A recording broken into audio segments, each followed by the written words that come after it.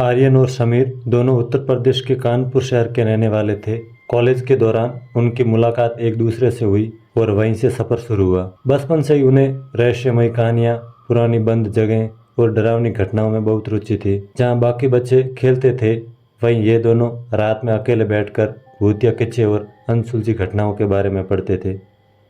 College खत्म करने के बाद उन्होंने कई जगहों पर नौकरी करने की कोशिश की, लेकिन उनका मन हमेशा कहानी लिखने और फिल्मों की दुनिया में जाने का था। उनका सपना था कि एक दिन उनकी लिखी हुई हॉरर वेब सीरीज पूरे देश में देखी जाए। इसलिए वे दोनों कानपुर से मुंबई आ गए और एक किराए का कमरा लेकर रहने लगे। तभी उन दोनों की मुलाकात मुंबई में एक प्रोड्यूसर से हुई और वो अपनी हॉरर वेब सीरीज के बारे में बात करते हैं। तब वो प्रोड्यूसर कहता है, कहानी और जगह दोनों लोगों को पसंद आ गई, तभी आगे का बड़ा काम मिलेगा। बस यही मौका था जिसका दोनों कई साल से इंतजार कर रहे थे। इसी वजह से वे मुंबई आए थे।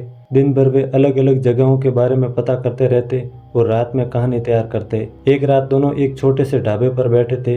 तभी वहाँ काम करने वाले एक बुजुर्ग आदमी ने उनकी बात सुन ली। उसने धीरे से पूछा, डरावनी जगह ढूंढ रहे हो क्या? आर्यन ने हंसते हुए कहा, हाँ बाबा, ऐसी जगह जहाँ सच में डर लगे।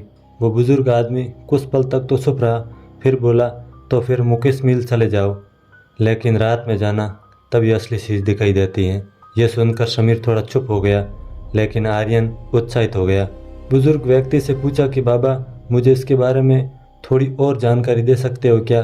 तब उस आदमी ने बताया कि कई साल पहले वहाँ भयानक आग लगी थी। उसके बाद से वहाँ अजीब घटनाएं होने लगी। कुछ लोग फिल्म की शूटिंग करने के लिए उस मिल में गए। तब वे लोग बताते हैं कि उन्होंने किसी को उछलते हुए देखा। कुछ लोगों ने वहाँ औरत को देखने की बात कही। उस बुजुर्ग की आंखों में एक अजीब सा डर था जब वह ये सब बता रहा था। अगली रात करीब 11 बजे वे दोनों कैमरा, टॉर्च और बाकी सामान लेकर मुकेश मिल पहुंच जाते हैं। बाहर से ही वह जगह बहुत ही डरावनी लग रही थी।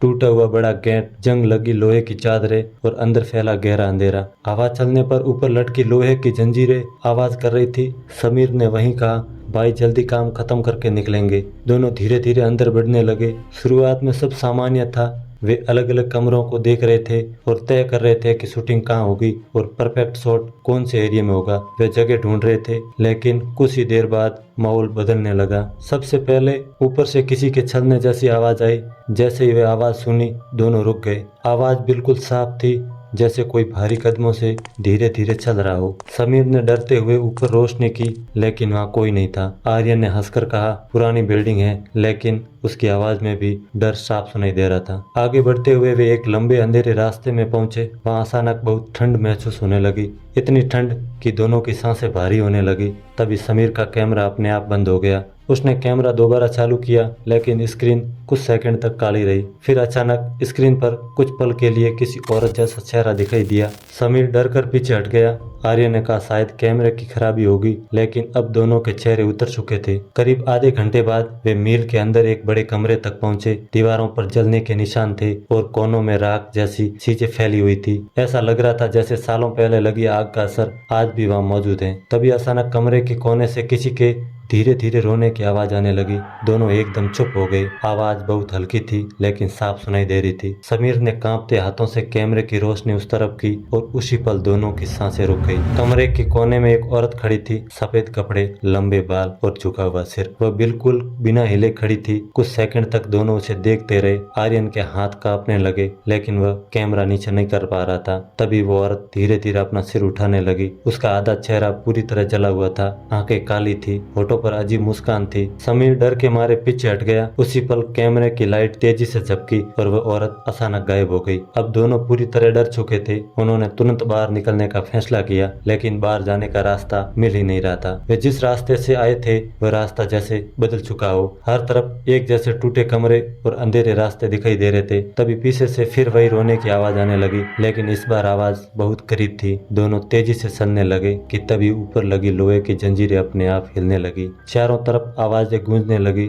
समीर ने चिल्लाकर कहा, भाई यहाँ से निकल, लेकिन तभी आर्यन अचानक रुक गया। कुछ ही दूरी पर वहीं औरत फिर दिखाई दी। इस बार वह धीरे धीरे उनकी तरफ चल रही थी। उसके पैर जमीन पर घिचड़ रहे थे। उसका जला हुआ चेहरा अब साफ दिखाई दे रहा था। दोनों जान बचाकर भागने लगे। भागते समय समीर गिर पड़ा और कैमरा उसके हाथ से छूटकर जमीन पर फिसल गया। कैमरे की रिकॉर्डिंग चालू थी। रिकॉर्डिंग में जो दिखाई दिया उसे देखकर बाद में दोनों कई रातों तक सो नहीं पाए। कैमरे में वो औरत अकेली नहीं थी, उसके पीछे कई और लोग खड़े दिखाई दे रहे थे। जले हुए चेहरे, काले छाए और सबकी आंखें सिर्फ आर्यन और समीर पर थी। फिर रिकॉर्डिंग के आखिरी कुछ सेकंड में कैमरे के बिल्कुल पास कोई धीमी आवाज में बोला, अब तुम यहीं रहोगे। उसके बाद पूरी स्क्रीन काली हो गई और जब दोनों किसी तरह बाहर पहुंचे तो सुबह हो चुकी थी। लेकिन डरावनी बात यह थी कि बाहर खड़े चौकीदार ने उन्हें देखकर कहा, तुम दोनों अंदर कैसे गए? वहां तो कल रात से कोई गया ही नहीं। अगर आपको ऐसी ही हॉरर और मिस्टीरियस कहानी सुनना पसंद है तो हमारे चैनल को सब्सक्राइब करना ना भूलिएगा। मिलते हैं एक और हॉरर स्टोरी के साथ। Thank you.